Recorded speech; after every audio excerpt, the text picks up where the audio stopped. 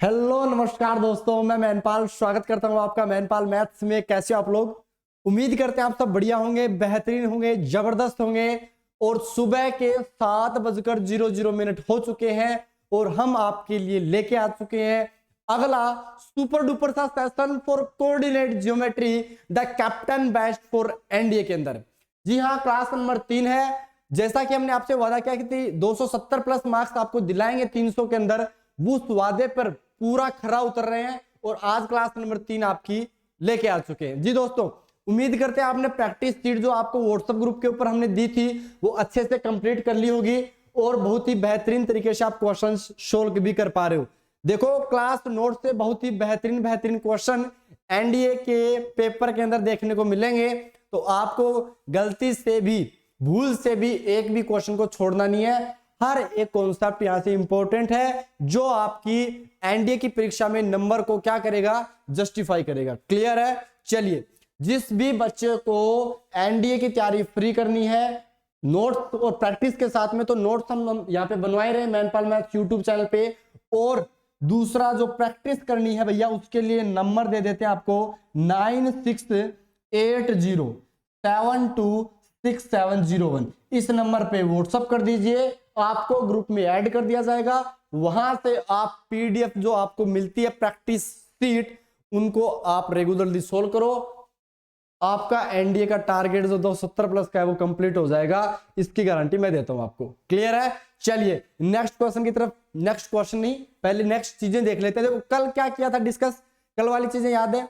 कल अपन ने क्या क्या चीज डिस्कस की थी, थोड़ा सा उसके ऊपर नजर डाल लेते हैं। पूरा नहीं करेंगे, पूरा करेंगे तो टाइम अपना इस क्लास का भी, देखो सारी की सारी चीजें आपको भी पहले जब उठते हो तो आपको एक बार रिवाइज करना होता है। देखो, कल अपन ने सेंटर डिस्कस किए थे 5 सेंटर्स ऑफ ट्रायंगल के अंदर। सेंटर डिस्कस किया था, ortho centre, circum centre, incentre और एक्स सेंटर, ये किए थे डिस्कस। अब मैं आपको पांचों के बारे में थोड़ा थोड़ा बता देता हूं, उसके बाद में अपन इंपॉर्टेंट नोट जो पढ़ाए थे वो देख लेंगे, उसके बाद आगे की तरफ बढ़ जाएंगे। सेंट्रोइड क्या था? मीडियन का कंकरेंसी पॉइंट था। मीडियन क्या होती है? एक वर्टेक्स से अपोजिट साइड पे मिड पॉइंट पे जाने वाली एक लाइन होती है, ऑर्थो, जिसको जी से दर्शाते हैं। ऑर्थो सेंटर क्या होता है साहब? ऑर्थो सेंटर होता है एल्टीट्यूड का कंकरेंसी पॉइंट, यानी एल्टीट्यूड का मिलान बिंदु। और एल्टीट्यूड क्या होता है? एक वर्टेक्स से अपोजिट साइड पे डाली गई परपेंडिकुलर लाइन होती है। सर्कम सेंटर को ओ से दिखाते हैं, ऑर्थो सेंटर को एच से दिखाते हैं, सर्कम सेंटर को ओ से दर्शाते हैं। ये होता क्या है? ये साइड का जो परपेंडिकुलर बाइसेक्टर होता है उनका मिलान बिंदु या कटान बिंदु होता है। उसके बाद इंसेंटर क्या होता है भैया?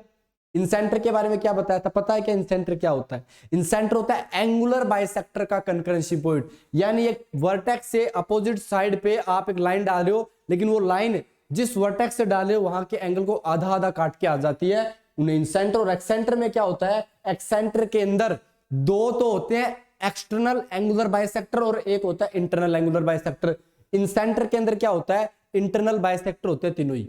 यहां पर 2 एक्सटर्नल होते हैं, एक इंटरनल होता है। ये चीज बताई थी। चलिए, उम्मीद करते हैं आपको ये क्लियर होगा। सारी की सारी चीजें आपके सामने, ये सारी की सारी चीजें बताई थी। चलिए आगे की तरफ बढ़ते हैं। और क्या क्या देखा था? एक अपन ने सर्कम सेंटर, ये तो चलो इंफॉर्मेशन देखी थी, डायग्राम। उसके बाद में आपको ये बताया था कि सेंट्रोइड और इंसेंटर हमेशा ट्राइंगल में आते हैं। ऑर्थो सेंटर और सर्कम सेंटर डिपेंड करता है कि ट्राइंगल एक्यूट था कि ऑब्ट्यूज था। एक्यूट का मतलब जानते हो? जिसका एंगल 90 डिग्री से कम होती हुई। ऑब्ट्यूज का मतलब एक भी एंगल 90 डिग्री से बड़ा निकल गया तो हम ऑब्ट्यूज एंगल ट्राइंगल बोल देते हैं। उनके बारे में आपको बताया था, एंगल के थ्रू कैसे जानते हैं और साइड के थ्रू पर किस टाइप से जानते हैं कि एंगल, वो जो अपने पास ट्राइंगल ऑब्ट्यूज है ये एक्यूट है। ठीक है, चलिए ये भी हो गया। उसके बाद में इसका मतलब ये कि अगर एक्यूट एंगल ट्राइंगल है तो सर्कम सेंटर और ऑर्थो सेंटर अंदर होगा, अन्यथा बाहर होगा। ठीक है, चलिए ये भी क्लियर हो गया। फिर पैरेललोग्राम देखा था। पैरेललोग्राम के अंदर आपको डिस्कशन करवाया था, किस किस का डिस्कशन करवाया था बताओ? रोम्बस का कराया था, रेक्टेंगल का कराया था, स्क्वायर का कराया था, और एक और कराया था वो आपको पता है। डिटरमिनेंट ऑफ मैट्रिक्स देखा था कि 2/2 का जो डिटरमिनेंट यानी मैट्रिक्स होता है उसका डिटरमिनेंट कैसे निकालते हैं, क्योंकि आज वो काम आएगा इसलिए बताया था। फिर 3x3 का बताया था। बेसिकली आपको नॉर्मल तो पता ही है। ठीक है, चलिए स्टार्ट करें भैया क्लास को। बेसिक थोड़ा सा रिकैप करवा दिया है। अब हम आज की क्लास के अंदर जो डेफिनेशन जो अपन ने पढ़े थे सेंटर, उनके फॉर्मूले देखेंगे और देखेंगे कि क्वेश्चन कैसे कैसे पूछ लेता है। आपको हर एक चीज बताई जाएगी कि क्वेश्चन कैसे पूछा जाएगा और उसको किस टाइप से सोल्व करना है, हर एक बात बताई जाएगी। तो कान के अंदर ध्यान से बातें सुनते रहिएगा, एक भी चीज मिस कर दिया तो फिर आपके रिजल्ट के जिम्मेदार आप होगे, ये मैं आपको पहले ही बोल देता हूं। ठीक है साहब, चलिए डिस्कशन स्टार्ट करते हैं। पहली बात आती है कि फॉर्मूला ऑफ ऑल सेंटर्स, सारे के सारे फॉर्मूले देखेंगे कि ऑल सेंटर के क्या क्या होते हैं। ठीक है भैया, हेडिंग डाल लीजिए, फॉर्मूलाज फॉर ऑल सेंटर। सबसे पहले सेंट्रोइड की बात करते हैं। सेंट्रोइड क्या होता है, जिसे जी से दर्शाते हैं। ये ट्राइंगल हो गया, ओके, ये ट्राइंगल हो गया। अब आप एक बात मानो मेरी, इसको ए नाम दिया जिसके कोऑर्डिनेट दे रखे हैं x1 y1, ठीक है। इसे बी नाम दिया गया है, इसके कोऑर्डिनेट दे दिए हैं x2 y2। तीसरा सी दिया गया और सी के बारे में बताया गया कि ये x3 y3 है। ये नोट डाउन कर लीजिए भैया, सी क्या है, x3 y3 है। अब आपको सेंट्रोइड जी बताना है, तो आप जी कैसे बताओगे, जी की जो वैल्यू होती है उसको इस टाइप से डिफाइन करते हैं। एक्स देखो, एक्स कोऑर्डिनेट वाई कोऑर्डिनेट दोनों लिखने, एक्स कोऑर्डिनेट के लिए x1 x2 x3 को ऐड कर दो, यानी आपके पास में यही फॉर्मूला क्या बनेगा, x1 plus x2 plus x3 और बटा में कितना हो गया, 3 हो गया। 2 नहीं करना है, 3 करना है। क्लियर है, x1 plus x2 plus x3 बटा 3 हो गया।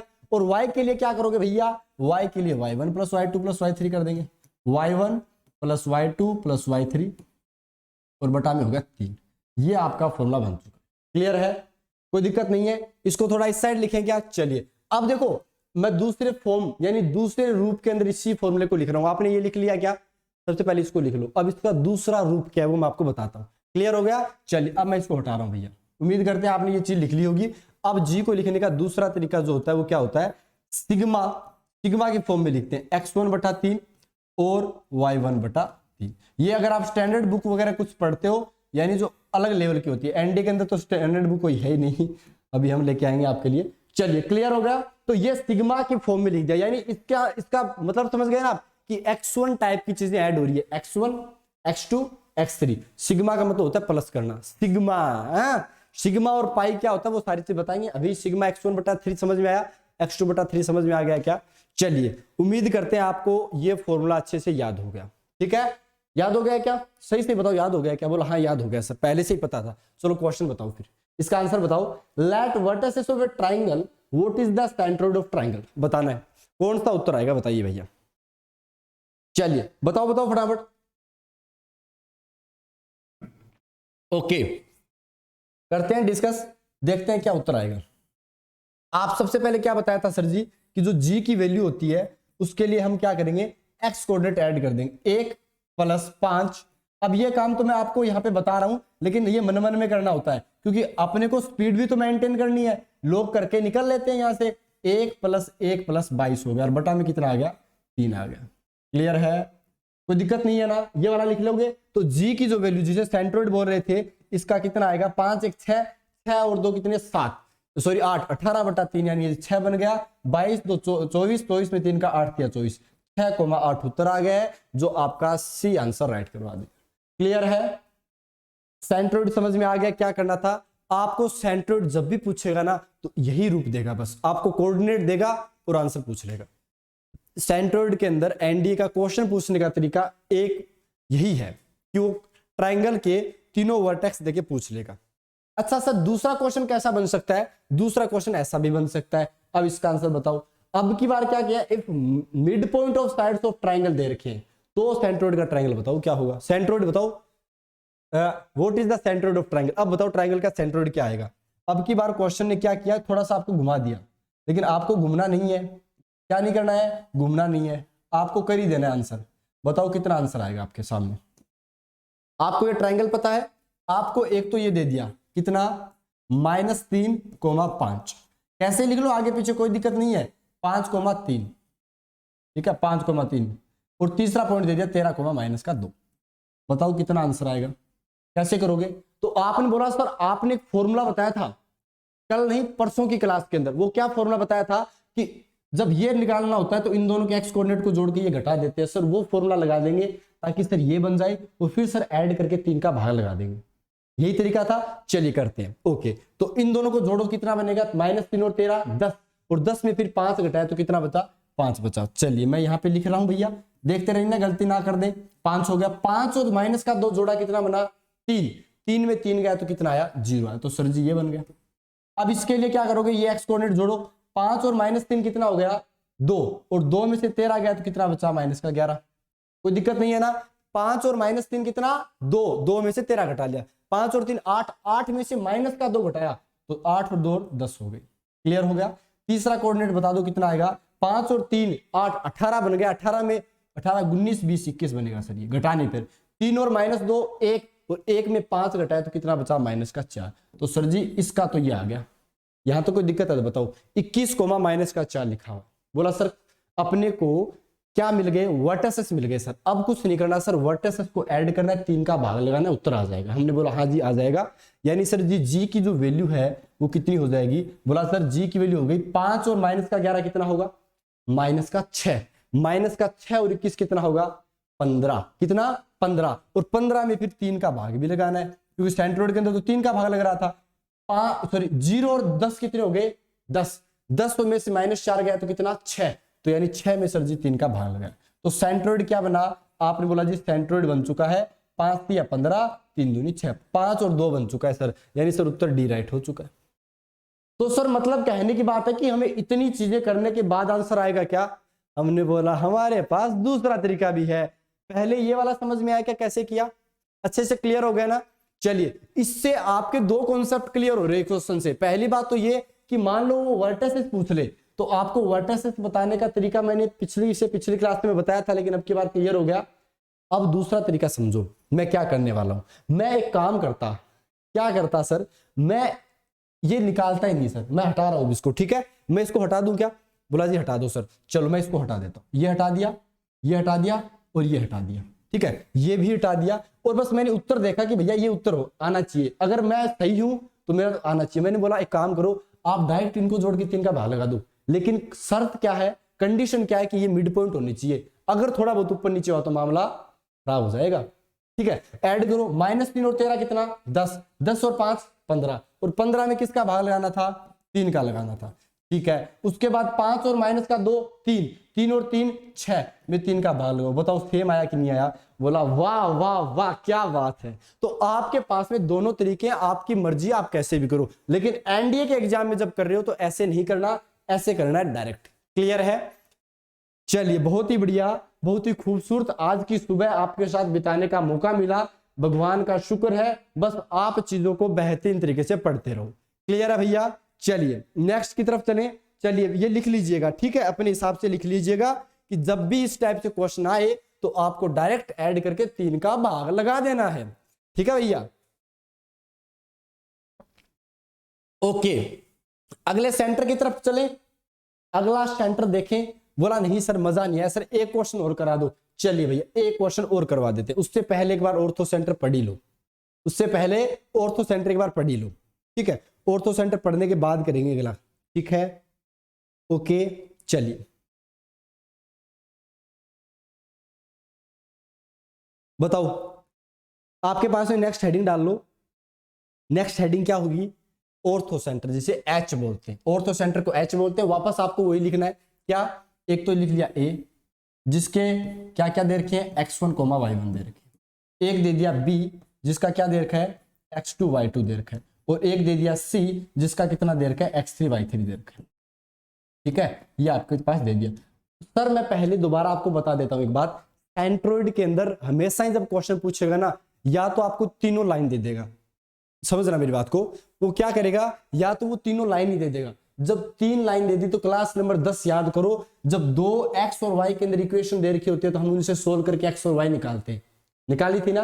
तो आपको क्या करना है, जब 3 लाइन देके ये बोल दे कि भैया सेंट्रोइड बताओ, तब हमें क्या करना है, उन दोनों का इंटरसेक्शन पॉइंट निकालना है, फिर दूसरी 2 का इंटरसेक्शन पॉइंट निकालना है, फिर दूसरी 2 का इंटरसेक्शन पॉइंट निकालना है। ये 3 पॉइंट आ गए ना, x, y, x1, y1, x2, y2, x3, y3, तीनों को जोड़कर 3 का भाग लगाना है। y के भी ऐसा ही करना है, ठीक है। लाइन दे दी तो ऐसे करना है, और डायरेक्ट पॉइंट दे दिया तो कुछ भी नहीं करना, ऐड करके 3 का भाग लगाना है। ये 2 तरीके मान लो। तो दोनों में जरूरत किसकी पड़ी, ओनली ऑन कोऑर्डिनेट की पड़ी, कोऑर्डिनेट की पड़ी x, y की। बस क्वेश्चन यहां से बाहर आएगा ही नहीं, ये मान लो मेरी बात। दूसरा आता है ऑर्थो सेंटर। ऑर्थो सेंटर में आपको फॉर्मूला बता रहे हैं, लेकिन कभी भी फॉर्मूला से अभी तक क्वेश्चन नहीं आया है। लेकिन फॉर्मूला देखा देखा कहीं एक्सप्रेशन आपको क्वेश्चन में डायरेक्ट मिल जाए ना, तो फिर ऑर्थो सेंटर वाली चीजें काम आएंगी। अब समझो कि फॉर्मूला क्या है। आप ये बताओ कि आपको बताया था ना कि ये एंगल कितना होता है, बोला जी हाँ बताया था, ये ए एंगल होता है सर जी। बी की तरफ से तो सिर्फ बी एंगल हो गया, सी की तरफ से सी। अब ये फॉर्मूला बस एक बार रट लेना, अगर पेपर के अंदर क्वेश्चन आएगा तो डायरेक्ट आएगा इस फॉर्मूला से, इसके अलावा आएगा ही नहीं। एनडीए का एग्जाम होगा तो डायरेक्ट आएगा, इसके अलावा आएगा ही नहीं। अब वो फॉर्मूला क्या है वो देखते हैं। भैया अपने को बताना है एच, एच की वैल्यू बतानी है। एच की वैल्यू के लिए ध्यान से देखो, आपको सिग्मा और पाई का पता है क्या? चलिए मैं पहले सिग्मा और पाई बता देता हूं। जैसे मान लो मेरे पास में ऐसा दे रखा है, ठीक है, मेरे पास में ये दे रखा है tan A, sigma tan A दे रखा है, ठीक है, लेकिन मुझे पता होना चाहिए कि सिग्मा tan A किस रिस्पेक्ट में है, किसके लिए दे रखा है।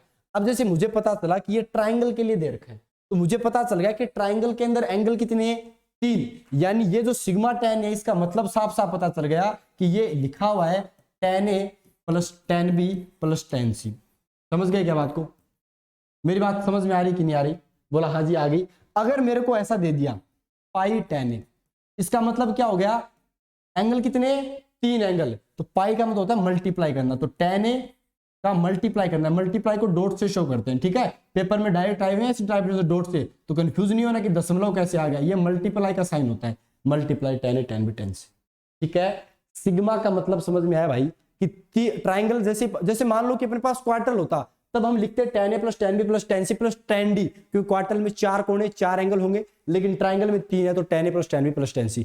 पाई का मतलब होगा सर मल्टीप्लाई करना है। अगर ये क्वार्टर के लिए होता तो मल्टीप्लाई में tan D भी आ जाता, लेकिन अभी एंगल पता चला कि ट्राइंगल के लिए दे रखे हैं, तो ये हो गया। अभी क्लियर हुआ क्या ये सिग्मा और पाई क्या होता है? अब ये सीक्वेंस एंड सीरीज और क्वाड्रेटिक इक्वेशन में भर भर के यूज करेंगे, तो यहां पे क्लियर कर लो पहले कि सिग्मा का मतलब क्या होता है, ठीक है। सिग्मा का, ये सिग्मा बहुत जगह काम आता है, पेपर में भी कई बार सिग्मा टाइप के क्वेश्चन दे देता है, कॉम्प्लेक्स नंबर में भी हर एक मैथमेटिक्स के चैप्टर में सिग्मा का यूज किया जा सकता है। वो क्या होता है वो मैंने आपको समझा दिया। अब हम बात करते हैं ऑर्थो सेंटर की। ऑर्थो सेंटर को याद रखना, इसका होता है सिग्मा, ध्यान से सुनना, सिग्मा x1 tan A, ठीक है, और बटा में क्या आता है? सिग्मा। ये क्लियर हो गया ना? सिग्मा x1 tan A का मतलब क्या है? x1 tan A plus x2 tan B plus x3 tan C। इस x1 का मल्टीप्लाई इसके tan के साथ करना है, यानी एंगल मान लो 30 डिग्री है, तो आप क्या लिखोगे? tan 30 multiply x1। क्लियर है? चलिए, और अपोन में क्या आएगा? Sigma tan A। Sigma tan A का मतलब tan A plus tan B plus tan C, comma, ये तो x कोऑर्डिनेट हो गया। y कोऑर्डिनेट के लिए पता चल गया ना, क्या करोगे? y1 tan A, y1 tan A upon में कितना आ जाएगा? Sigma tan A। क्लियर है भाई? यहां तो कोई दिक्कत है तो बता दो, मुझे तो नहीं लगता कोई दिक्कत है, आराम से समझा दिया, ठीक है। कि ट्राइंगल के लिए हम h की वैल्यू कैसे लिखते हैं, ठीक है। ये क्या लिखा हुआ है एक बार बोलना मेरे साथ? x1 tan A plus x2 tan B plus x3 tan C upon में tan A plus tan B plus tan C। y1 tan A plus y2, sorry अच्छा यहाँ पर 2 आना चाहिए क्या? सॉरी ओके, यहाँ y2 आना चाहिए। क्लियर है? सॉरी भैया, यहाँ पे कितना आएगा? y1 tan A plus y2 tan B plus y3 tan C upon में tan A plus tan B plus tan C। तो ये डायरेक्ट फॉर्मूला अगर देखने को मिले तो एनडीए के अंदर, फिर बोल रहा हूं मैं, अभी तक क्वेश्चन नहीं है, लेकिन इस टाइप का फॉर्मूला देख जाना तो समझ जाना है ऑर्थो सेंटर के बारे में कुछ बोल रहा है। और वो क्वेश्चन अगर ये फॉर्मूला समझ गए ना तो मात्र 10 सेकंड के अंदर हो जाएगा, उससे ज्यादा समय नहीं लेगा। क्वेश्चन पढ़ने के बाद में आंसर निकालने का समय ओनली 10 सेकंड होगा, बस आपको फॉर्मूला पता होना चाहिए, ठीक है। सर ऑर्थो सेंटर, सर फिर तो सर एंगल भी दे दिया, कोऑर्डिनेट भी दे दिए, तो सर ऑर्थो सेंटर का क्वेश्चन कैसे आएगा? अभी नहीं बताएंगे, थोड़ी देर बाद बताएंगे। और कैसे बताएंगे, कैसे क्वेश्चन सोल्व करेंगे, मजा आ जाएगा आपको, ठीक है। चलिए, उम्मीद करते हैं क्लियर हो गया। सिग्मा tan A वाला क्लियर हो गया, ये याद रखना। इन ट्राइंगल, ये याद रख लेना, ठीक है। आगे अपन किसके अंदर? ट्रिग्नोमेट्री के अंदर और प्रॉपर्टीज ऑफ ट्राइंगल में भी पढ़ेंगे। इन ट्राइंगल को ऐसे दिखाते हैं, तो ऐसे लिख देते हैं, in triangle sigma tan A की जो वैल्यू, यानी tan A plus tan B plus tan C की जो वैल्यू है वो बराबर होती है पाई tan A के, यानी tan A into tan B into tan C के। ये चीज भी आपको क्या करनी है? याद कर लेना। क्लियर है? इन ए ट्राइंगल सिग्मा, यानी इन दोनों की वैल्यू बराबर होती है एक ट्राइंगल के अंदर हमेशा ही। तो कितने डिग्री का एंगल ले लो, 10, 15, 20, 30, 75, 40, कितना भी एंगल ले लो हमेशा सिग्मा tan a की वैल्यू पाई tan a के बराबर होती है, यानी tan a plus tan b plus tan c बराबर होगा tan a into tan b into tan c के। क्लियर है? ऑर्थो सेंटर के बारे में छोटी सी इंफॉर्मेशन जो है वो समझ में आई क्या? आप बोलोगे सर छोटी सी तो है नहीं सर, बहुत बड़ी है। कोई बात नहीं, बहुत बड़ी है तो कोई बात नहीं, ठीक है। ये एबीसी जो दिख रहे हैं ये क्या लिख रखे हैं? ये क्या है? ट्राइंगल के एंगल हैं। ओके चलिए अब हम बात करते हैं नेक्स्ट, वो क्या आता है next? Circum centre. Circum centre, ठीक है। सर्कम सेंटर के बारे में पढ़ते हैं, हेडिंग डालो सर्कम सेंटर। बहुत ही शानदार क्लास रहने वाली है, क्वेश्चन पूछने के चांसेस हैं यहां पे। चलिए सर्कम सेंटर के लिए अपन पढ़ते हैं, वापस एबीसी लिख लो। यहां पे ए क्या है? x1 y1 है, बी कितना है? x2 y2 है, और सी कितना है? 3y3 है। ठीक है, ये अपने को दे रखा है। क्लियर हो गया भैया? कोई दिक्कत नहीं है ना यहां तक?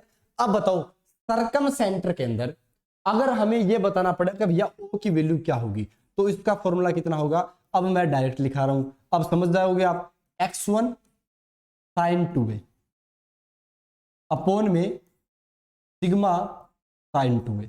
मैं फिर बोल रहा हूं फॉर्मूला काम नहीं आएगा, लेकिन लेकिन लेकिन निकालते टाइम नहीं काम आएगा। लेकिन याद रखना मेरी बात कि जिस दिन ये फॉर्मूला बेस के ऊपर कोई क्वेश्चन टिका दिया ना, नानी याद आ जाएगी जो लोग पढ़ा रहे हैं। पढ़ाते नहीं है ये बंदा ही, ठीक है, या डायरेक्ट निकल जाते हैं। लेकिन याद रखना ये कितना होगा? अब इसके साथ मेरे साथ बोलना क्या लिखा हुआ है? x1 sin 2a plus x2 sin 2b plus x3 sin 2c upon में sin 2a plus sin 2b plus sin 2c। ये फॉर्मूला डायरेक्ट याद रखना है। सर्कम सेंटर और ऑर्थो सेंटर कैसे निकालेंगे वो क्लास के थोड़ी देर बाद समझ में आएगा। सेंट्रोइड समझ में आया था ना कैसे निकालते हैं? आपको बस फॉर्मूला लगाना है x1 x2 x3 y1 y2 y3 तीनों को ऐड करके 3 का भाग लगाना। इस पे कैसे क्वेश्चन बनेंगे आ सकते हैं वो अपन डिस्कस करेंगे, अभी फॉर्मूला पढ़ते रहो, ठीक है। चलिए नेक्स्ट क्वेश्चन की तरफ। इसमें सर्कम सेंटर समझ में आ गया ना आपके अच्छे से? सर्कम सेंटर के अंदर कोई दिक्कत नहीं है ना? चलिए सर्कम सेंटर के अंदर कोई दिक्कत नहीं है। नेक्स्ट की तरफ बढ़ते हैं, इन सेंटर जिसे आई बोलते हैं। अच्छा इसमें भी आप एज इट इज लिखो भैया, मजा आएगा। सही बता रहा हूं आपको, अगर आपने बेहतरीन तरीके से आज की क्लास को और अच्छे से देखा ना, दूसरी बार भी देखा, तो आपको दूसरी बार के अंदर पूरी आपकी जो बोलते हैं ना अंदर से पूरा दिमाग खुल जाएगा कि यार कोऑर्डिनेट ज्योमेट्री सच देखे तो कुछ भी नहीं है अगर ये चीजें पढ़ रहे हैं अपन तो, ठीक है। बी की बात करते हैं। बी क्या है? x2 y2 है। सी कितना है? x3 y3। ठीक है भैया, x3 y3। ओके अब आपके सामने एक नई चीज लेके आ रहे हैं। देखो क्या कि i की जो वैल्यू है वो कितनी होगी? i की वैल्यू कितनी होगी याद रखिएगा। i की वैल्यू क्या होगी? i के लिए आपको कुछ भी नहीं करना, आपके अंदर ये लिखना है ax1। क्या लिखना है? ax1 और डिवाइड में कर देना सिग्मा a और सिग्मा a y1 बटा में सिग्मा a। ये आपका फॉर्मूला होगा, बस यहीं पे आंसर खत्म आपका। और यहां पे इन सेंटर के अंदर मैं बताऊं, देखो सेंट्रोइड का डायरेक्ट बता दिया, क्वेश्चन वहीं से आएगा। ऑर्थो सेंटर सर्कम सेंटर का बाद में बताएंगे। इन सेंटर का क्वेश्चन यहीं से बनेगा, इसी फॉर्मूले से आंसर आएगा हमेशा ही। इन सेंटर पे जब भी पूछेगा तो कौन सा फॉर्मूला? ये फॉर्मूला लगेगा। अब ये क्या है? ये क्या लिखा हुआ बताने के बाद बोला सर ए क्या है? हमें तो सॉरी स्मॉल ए पता ही नहीं है। तो भैया पिछली क्लास आपने देखी नहीं ढंग से, तो स्मॉल ए पता होता, वरना तो स्मॉल ए क्या होता है भैया? ए के सामने वाली साइड को बोलते हैं क्या? स्मॉल ए। बी के सामने वाले को क्या बोलते हैं? Small B. और सी के सामने वाले को क्या बोलते हैं? स्मॉल सी बोलते हैं। ठीक है, आपको करना क्या? जब भी इन सेंटर बोला जाए तो तीनों आपको वर्टेक्स दे देगा। वर्टेक्स देती आप साइड निकाल लोगे क्या? वर्टेक्स डिस्टेंस फॉर्मूला से सर सारी वैल्यू दे देगा तो फिर पूछेगा क्या? कुछ नहीं पूछेगा, आपको वर्टेक्स देगा, तीनों आपको साइड निकालनी है, आप निकाल लोगे। उसको x1 को इस साइड से मल्टीप्लाई किया, इसका मतलब क्या था? ax1 plus bx2 plus cx3। ax1 bx2 c ये x3 के साथ तीनों को ऐड करना है और a plus b plus c का भाग लगा देना है। a plus b plus c का, इसमें भी a plus b plus c का, इसमें y कोऑर्डिनेट लिखते टाइम y वालों से मल्टीप्लाई करना है। क्वेश्चन करवाएंगे आप, पहले ये करो फिर क्वेश्चन करवाते हैं आपको, ठीक है। पहले ये करो फिर आपको इसी पे क्वेश्चन कराते हैं, क्योंकि देखो जो क्वेश्चन बन सकते हैं वो मैं यही करवा दूंगा। जो question ortho centre circum centre बनेंगे वो थोड़ी देर बाद कर लेंगे, ठीक है। ओके चलिए तो क्वेश्चन करते हैं फिर डिस्कस। देखो क्या है, let coordinate of vertices of a triangle then its centre. बताओ क्या होगा? इन सेंटर की बात की है, फाइंड इट्स इन सेंटर। तो बताओ कितना आएगा इन सेंटर फिर। मैं निकला गड्डी लेके बिच एक मोड़ आया, मैं दिल किते छोड़ आया। चलिए करें। आपने इंडियन नेवी के अंदर मार्को का नाम सुना है क्या? मार्को कमांडो का। ये एक ऐसा आदमी होता है, जैसे मान लो समंदर के अंदर आपको 100, 150, 200 मगरमच्छ भागते हुए दिखाई देना, तो समझ लो वहां पे इंडियन नेवी का एक मार्को आ चुका है। इतनी पावर होती है इंडियन नेवी के मार्कोज में। ठीक है, आप जिस चीज की जिस तरह मतलब आप जिस पोजीशन की तैयारी कर रहे हो ना, वो बहुत ही बेहतरीन और जबरदस्त है। थरथराते हैं लोग इन टाइप की चीजों से। तो आप बस बढ़िया से पढ़ाई करो और सिलेक्शन लो। फिर देखो जब वर्दी के अंदर फोटो खींच जाएंगे बंदूक के साथ में, और वो भी नहीं छोटी मोटी बंदूक वगैरह, आपको बड़ी वाली राइफल्स वगैरह के साथ, जब अलग ही एक वो बोलते हैं ना अंदाज होगा, मजा आएगा और अच्छी एक फीलिंग आएगी। उसके लिए दिन रात 120 दिन का टारगेट अपने जो सेट किया वो कर लो यार, मजा ही मजा है। ठीक है, चलिए बताओ कितना आंसर आएगा। तो बोला सर जी एक बार ट्रायंगल बनवा दो, मैं ट्रायंगल बनवा दोगे तो सर मजा और आ जाएगा। चलिए भैया ट्रायंगल आपके लिए ही बोला है, देखो वरना मैं नहीं करता ट्रायंगल के बारे में। चलो भैया ये आपके लिए ट्रायंगल आ चुका है, इधर आ जाओ भैया। या फिर किधर सेट करें इसको, इधर ही कर देते हैं। बच्ची है बच्ची, ठीक है, इसको तो यही सेट कर देते हैं। ओके, आप एक बात कहो, आपने एक्स एक्सिस वाई एक्सिस पढ़ा था क्या? चलिए इसको एक काम करते हैं, इसको भी हटाते हैं। अब ये जगह चेंज करेगा। चलिए यहां पे आपको एक्स एक्सिस वाई एक्सिस बना के बता देते हैं। ठीक है, उससे क्या ज्यादा फील बेटर आएगा रेदर देन इससे। ओके, आपके सामने ये क्लियर हो गया। अब मानो 0,0 कहां पे बताना? बोला सर जी 0,0 तो यहां होगा। चलिए ठीक है, ये ओ यानी ओरिजिन बोला है 0,0। अच्छा सर 3,0 कहां होगा? बोला सर 3,0 तो सर यहां होगा। यही होगा क्या भैया? 3,0 यहां होगा। ठीक है, ये समझ दिख नहीं रहा क्या? तो इसको हटाओ, दूसरा कलर लेते हैं, कोई बात नहीं, यहाँ पे ये ले लेते हैं। ठीक है, 3,0 ये हो गया। अच्छा 0,4 कहां होगा? आपने बोला जी 0,4 यहां होगा। ठीक है, अब ट्राइंगल कौन सा बन रहा है बताना भाई। भाई ट्राइंगल बता दो यार कौन सा बन रहा है। आपने बोला जी ट्राइंगल तो ये बन रहा है साहब। ट्राइंगल कौन सा बन रहा है? ये वाला ट्राइंगल बन रहा है। ठीक है भैया, ये ट्राइंगल आपके सामने बन चुका है। अब बताओ आप सबसे पहले ये डिस्टेंस कितनी है? बोला सर जी 3 है। 0,0 से 3,0 तक तो 3 ही है। ये डिस्टेंस कितनी है? 4 है। और ये डिस्टेंस कितनी हो जाएगी? 5, क्योंकि सर जी ये ट्रिपलेट होते हैं। ट्रिपलेट का मतलब क्या हो गया? Right angle triangle. ये इस वजह से डिस्टेंस फॉर्मूला लगा सकते हो, x2 - x1 का स्क्वायर प्लस y2 - y1 का स्क्वायर का अंडर रूट। या फिर आप ऐसे निकाल सकते हो कि एक राइट एंगल के अंदर 3 का स्क्वायर प्लस 4 का स्क्वायर 5 का स्क्वायर। ठीक है, चलिए ये तो क्लियर हो गया सर जी, ये तो ठीक आता है। इन सेंटर बताओ कैसे निकालेंगे। चलिए इन सेंटर के बारे में चलते हैं। इन सेंटर के लिए क्या बताया था कि मैंने पहले मान लो 0,0 उठाया, तो एक्स कोऑर्डिनेट लिखते टाइम एक्स कोऑर्डिनेट उठाऊंगा 0, इसका सामने वाली साइड से मल्टीप्लाई 5 से किया तो कितना बना? 0, क्योंकि 0 का 5 से 0 ही होगा, खत्म एक खेल। फिर मैं इस 3 को उठाता हूं, इस 3 को इस 4 के साथ मल्टीप्लाई किया तो कितना बना? 12 बन गया। ठीक है भैया, फिर मैं इस 0 का एक्स कोऑर्डिनेट ये और बच गया, इसका सामने वाली साइड के साथ मल्टीप्लाई, तो 0 का किसी से कर दो कुछ नहीं बचा सर, 12 बच गया। और नीचे क्या होगा? 4 + 3 + 5 तो कितना हो जाएगा? 12 हो जाएगा। क्लियर हो गया क्या? साइड का समी तो लिखते हैं 5 और 4 9 और 3 12। अब वाई कोऑर्डिनेट लिखने की कोशिश करते हैं। वाई कोऑर्डिनेट में क्या होगा? इस 0 का 5 के साथ मल्टीप्लाई खत्म, इस 0 का इस 4 के साथ मल्टीप्लाई खत्म, इस 4 का इस 3 के साथ मल्टीप्लाई 12, और नीचे तो साइड का सम होगा 12। यानी सर जी एक चीज पता चल गई कि आई की जो वैल्यू होगी वो 1,1 होगी। क्लियर है? क्लियर है कि नहीं है बबुआ? उम्मीद करते हैं आपको अच्छे से क्लियर हो गया होगा। 1,1 कैसे आया, फॉर्मूला आपको सारा बता दिया। चलिए एक बात बताओ मेरे को, वहां पे मेरे चीज ये समझ में आ रही है कि एच की वैल्यू कितनी होगी, बता सकते हो क्या? एच क्या होता है? ऑर्थो सेंटर होता है। और एक राइट एंगल ट्राइंगल के अंदर ऑर्थो सेंटर कहां बताया था? जहां पे 90 डिग्री बनता है। यानी सर ऑर्थो सेंटर 0,0 बन गया। अब मेरे दिमाग में खेल और आया कि सर सर्कम सेंटर और बता दो, जिसे हम ओ से डिनोट करते हैं। Sir ortho centre sorry circum centre की वैल्यू बताओ। बोला राइट एंगल ट्राइंगल के अंदर सर सर्कम सेंटर जो होता है ना, वो हाइपोटेनस का मिड पॉइंट होता है। यानी 0 + 3/2 मिड पॉइंट तो ऐसे निकालते हैं क्या? दोनों को जोड़ के 2 का भाग लगाना, 4 + 0/2 तो ये बन गया। तो ortho centre circum centre centre सारे आ गए क्या? तो अगर आपको अगर कोऑर्डिनेट देकर ऑर्थो सेंटर और सर्कम सेंटर पूछ रहा है, इसका मतलब वो पक्का राइट एंगल ट्राइंगल है, क्योंकि तभी आप बता सकते हो। ऑर्थो सेंटर और सर्कम सेंटर अगर आपको कोऑर्डिनेट देके पूछ रहा है, इसका मतलब हमेशा ही राइट एंगल आएगा। अगर राइट एंगल नहीं है तो पूछने का जो तरीका होगा वो दूसरा होगा। वो क्या होगा वो थोड़ी देर बाद डिस्कस करेंगे। क्लियर हो गया? चलिए भैया, उम्मीद करते हैं आपको अच्छे से क्लियर हो गया होगा। नेक्स्ट चीजों की तरफ बढ़े भैया। पानी पी लेता हूं मैं, गला सुबह सुबह सूख जाता है ना बोलते बोलते। अभी रनिंग भी करके आए, नहाई धोई भी करी है। चलिए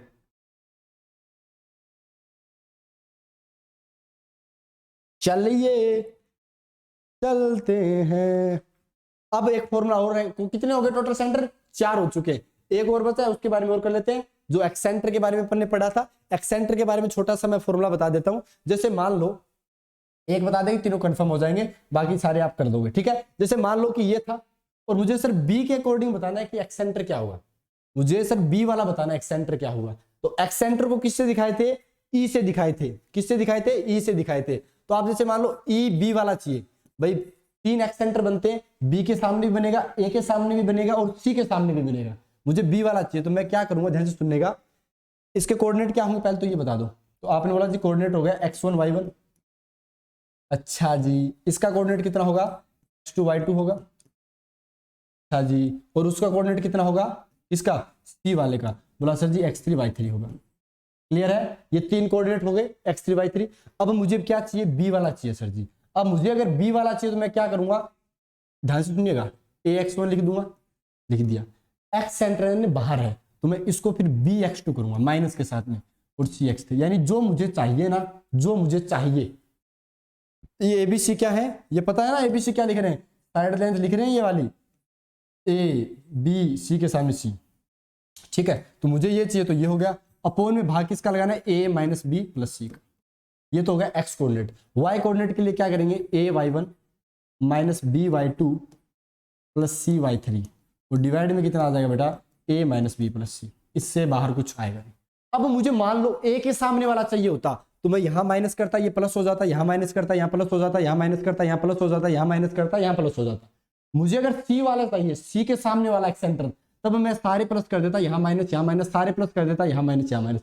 यानी जिसके सामने वाला चाहिए ना एक्सेंटर, उसको माइनस कर देना। बाकी ये फॉर्मूला आपके लिए क्लियर हो गया। ई बी बता दिया, ई ए निकाल सकते हो, ई सी निकाल सकते हो। बाकी मैं फिर बोल रहा हूँ एक्सेंटर के बारे में क्वेश्चन बहुत ही कम, रेयर चांस है, मान लो 0.00% चांस है, 0.00% चांस है, लेकिन फिर भी पता होना चाहिए। क्या पता दिनमान खराब हो, बोलते हैं ना कि दिनमान जब माड़े होते हैं तो कुछ भी हो सकता है। तो एक बार थोड़ा सा देख लीजिएगा। ठीक है, ओके भैया।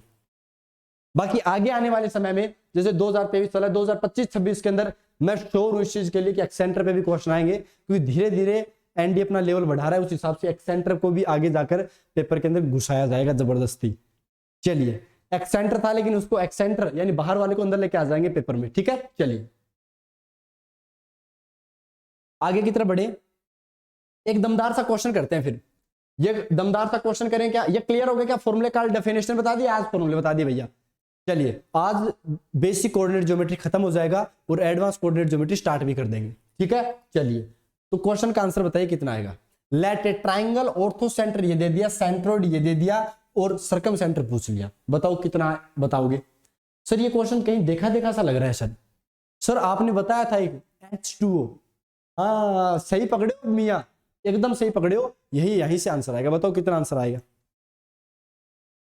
दिल दीवाना कहता है कि प्यार कर। चलिए भैया बताओ कितना आंसर लेके आओगे? आपने बोला जी सर H2 बोला था, तो सर H2 लिखो तो सही। हाँ लिख रहे हैं भाई, लिख रहे हैं। H कितना है? बोला सर जी ऑर्थो सेंटर जो है वो तो 3,4 दे दिया। ठीक है, H बाद में सर 2 लिखना होता है। सर यहाँ O आता है सर्कम सेंटर, जो अपने को पता ही नहीं है। बोला को अरे नहीं, यहाँ पे सेंट्रोइड आता है ना, G आता है बेटा। यहाँ कितना आता है? G आता है। G का कोऑर्डिनेट कितना है? बोला सर G का कोऑर्डिनेट 5 को मांगो, दे दिया। ठीक है, गलती नहीं करनी है। 1 यहाँ आएगा, O यहाँ पे आएगा, जो पता नहीं है तो H, K मान लिया। अब H, K की वैल्यू बतानी है, बता दोगे क्या? पक्का बता दोगे क्या? चलो बताओ फिर H, K की वैल्यू कितनी आएगी? मैं वेट कर रहा हूं आपका, बताओ कितना आएगा। तो आप खुद बोलोगे कि सर जी इस 5 का जो कंपैरिजन है वो कैसे करेंगे? 2 इंटू एच 1 इंटू 3, तो 2h प्लस 3 बटा में 3 आएगा सर। 5 इंटू 3 सर 15 बनेगा। 15 में सर फिर ये 3 माइनस होगा, वो कितना? 12, और फिर सर 2 का भाग लगेगा, तो सर h की वैल्यू तो सर आगे 6। h की वैल्यू कितनी आ चुकी है? 6। अब k की वैल्यू और बता दो। फिर आप बोलोगे सर जी k की वैल्यू बताएं तो ये 9 के बराबर होगा सर जी। पहली बात तो ये 2 का मल्टीप्लाई के साथ में 2k प्लस 1 का मल्टीप्लाई 4 के साथ में 4 और बटा में कितना आएगा 2 × 3 आएगा। अब इसका आंसर बताना कितना आएगा के का।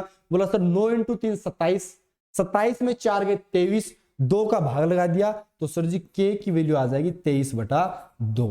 बस खेल खत्म ही। चलिए भैया, उम्मीद करते हैं आपको क्लियर हो गया होगा, कोई दिक्कत नहीं है, आराम से समझ रहे होंगे। ठीक है, क्लियर हो रहा है कि नहीं हो रहा भैया? चलिए नोट डाउन कर लीजिए एच कोमा के, यानी ऑर्थो सेंटर, सरकम सेंटर और ऑर्थो सेंटर, सेंट्रोइड और सरकम सेंटर 2:1 इस टाइप से होते हैं। इस पे क्वेश्चन था, वो हमें बता दिया। चलिए भैया नेक्स्ट की तरफ चलेंगे, बस आप फटाफट ये चीज नोट डाउन कर लीजिए। क्लियर हो रहा है कि नहीं हो रहा? उम्मीद करते हैं अच्छे से क्लियर हो गया होगा। ओके, अब हम बढ़ते हैं अपने नेक्स्ट कॉन्सेप्ट की तरफ, अगला कॉन्सेप्ट जिसपे क्वेश्चन कई बार पूछे गए हैं और फिर देखते हैं कि कितना आंसर आएगा। चलिए बढ़ते हैं, बढ़े क्या? चलिए बढ़ते हैं। अगला कॉन्सेप्ट क्या है? Area of triangle.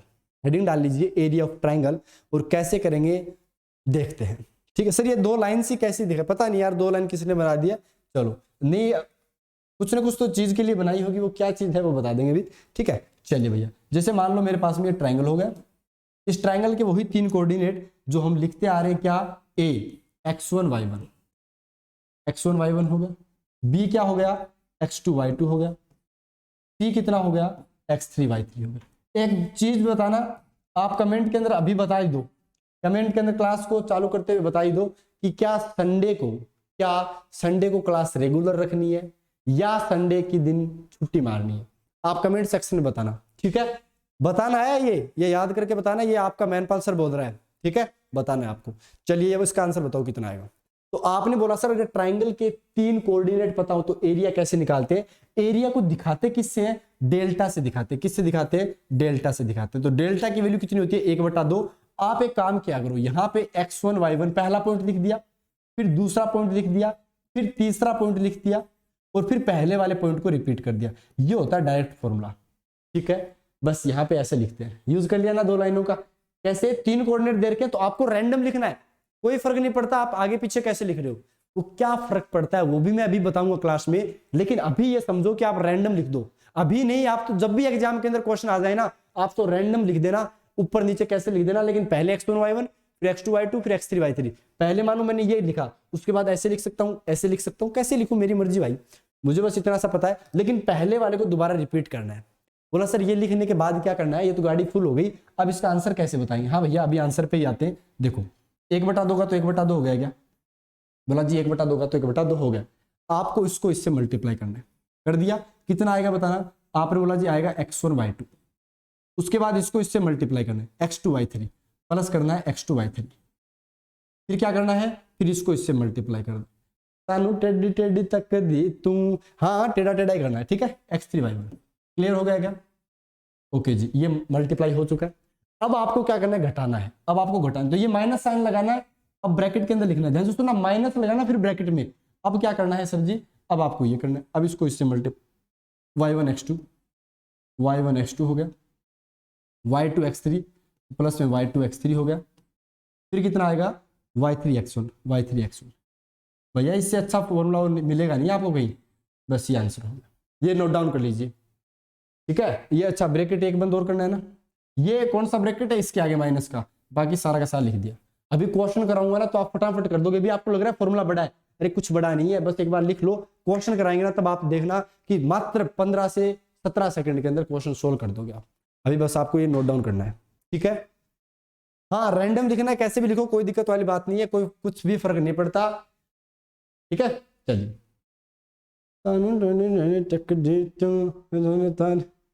चलिए भैया क्लियर हो गया। चलिए ओके, तो हम एक क्वेश्चन की तरफ बढ़ते हैं। ये क्लियर, उम्मीद करते हैं आपने लिख लिया होगा। चलिए ओके, क्वेश्चन का आंसर बताओ कितना आएगा? एरिया ऑफ ट्राइंगल 1 1 2 3 -5 7 दे रखा है। ये 4 ऑप्शन है। ऑप्शन वैसे डालने नहीं चाहिए थे, सीट वाले को बोला था, लेकिन डाल दिए, कोई बात नहीं, विदाउट ऑप्शन चलने दो, ठीक है? बताओ कितना आंसर आएगा?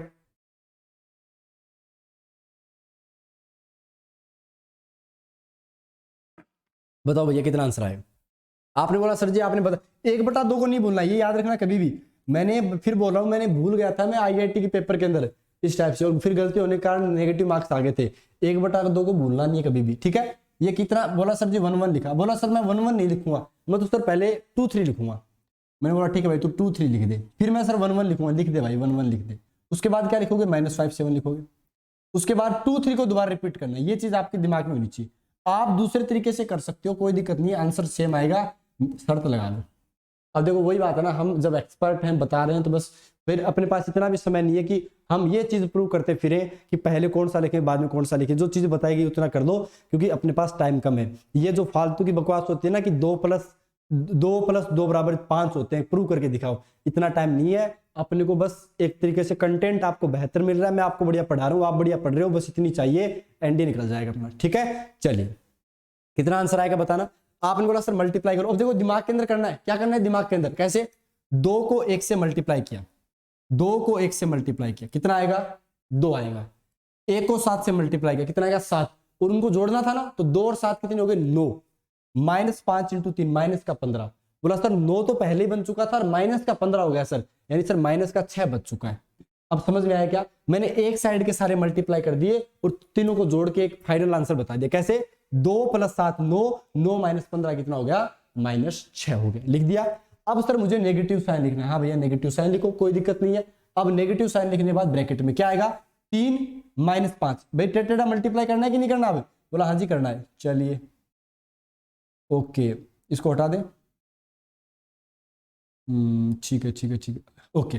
अब इसको मल्टीप्लाई करते हैं, 3 - 5 कितना बना -2, -2 7 दूनी 14, तो 14 में से अगर आप -2 घटाते हो, 14 में से -2 घटाते हो तो कितना आता है, 14 में से -2 घटाते हो कितना आता है बता दो 12, तो सर जी यहाँ 12 हो गया, ठीक है। अब बताओ -12 कितना आएगा, बोला सर -18, और -18 में 2 का भाग लगाओ तो उत्तर कितना आएगा -9।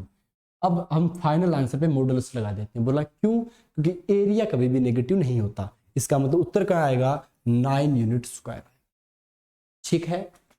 क्लियर है, क्लियर है कि नहीं क्लियर है बता दो भैया।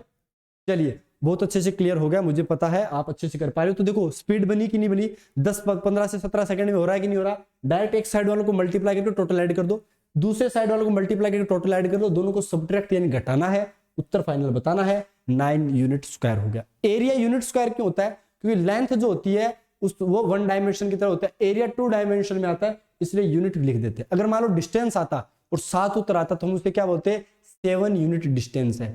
एरिया जब पूछा जाता है तो यूनिट स्क्वायर, और अगर वॉल्यूम पूछा जाए, आयतन पूछा जाए, वो 3D के अंदर होता है तो यूनिट क्यूब होता है। बेसिक इन्फॉर्मेशन, इतनी फिजिक्स तो मुझे भी आती है, ठीक है ना। ये मैथ का भी है, फिजिक्स का ही नहीं है, मैथ का भी है ये, ठीक है। क्लियर हो गया, उम्मीद करते हैं अच्छे से समझ में आ गया होगा। नेक्स्ट चीज की तरफ चलें, भैया समझ में आ रहा है कि नहीं आ रहा। बोला सर एक बात बताओ, ट्राइंगल का ये फॉर्मूला बेस्ट है क्या, कुछ और फॉर्मूले हो सकते हैं क्या, हाँ एक फॉर्मूला और है, लिखना चाहो तो लिख सकते हो। जैसे एरिया ऑफ ट्राइंगल की बात कर रहे हैं और आपके पास में वही आपने ट्राइंगल लिया, ठीक है, और ये लेने के बाद में आपने लिख दिया यहाँ पे x1 y1। यहाँ पे एक मैं चीज समझाऊंगा आपको, वो इंपॉर्टेंट रहेगी, ठीक है। अभी जो आपका एक छोटा सा डाउट था ना, वो मैं आपको क्लियर कर दूंगा। मुझे पता है दिमाग के अंदर एक डाउट चल ही रहा है, क्या पता मेरे बोलने के बाद आपने खत्म भी कर दिया होगा कि फोकस करना पढ़ाई के ऊपर, आगे पीछे की चीजें नहीं करनी, लेकिन फिर भी मैं बता दूंगा, ठीक है।